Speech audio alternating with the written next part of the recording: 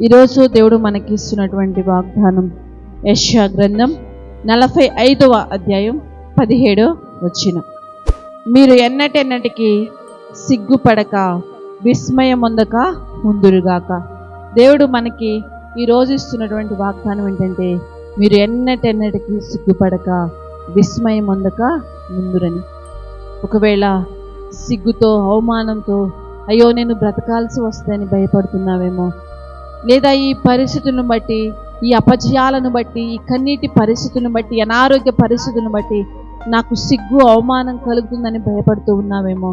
దేవుడు నీకు ఇస్తున్నటువంటి వాగ్దానం ఏంటంటే, మీరెన్నటెన్నటికీ సిగ్గుపడరు, నా జనులకెన్నడూ సిగ్గుపడరని ఆయన వాగ్దానము ఇస్తున్నాడు.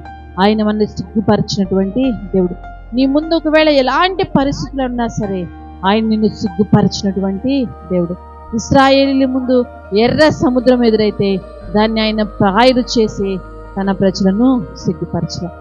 దాటలేనటువంటి, జయించలేనటువంటి ఎరికో కోట గోడలు ఎదురైతే వాటిని స్తుతులతోనే కూల్చి తన ప్రజలను ఆయన సిగ్గుపడిలా.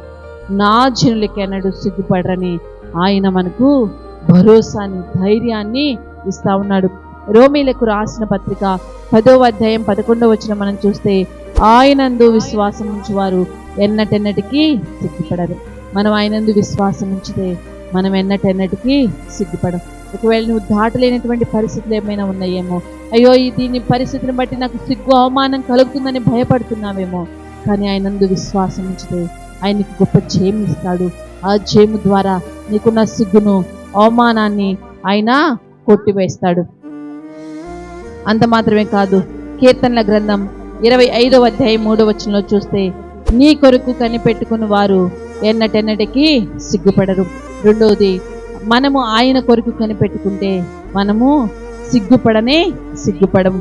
తర్వాత యెషయా గ్రంథం 54వ అధ్యాయం 4వ వచనం కానీ మనం చూసినట్లయితే దేవుని వాక్యం చెప్తుంది, భయపడకము, నీవు సిగ్గుపడినక్కరా లేదని. ధైర్యంతో ఉన్నప్పుడు మనం సిగ్గుపడం.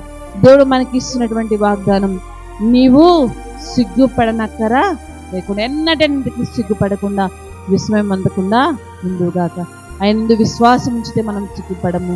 రెండోది, ఆయన కొరకు కనిపెట్టుకొని ఉంటే సిగ్గుపడము.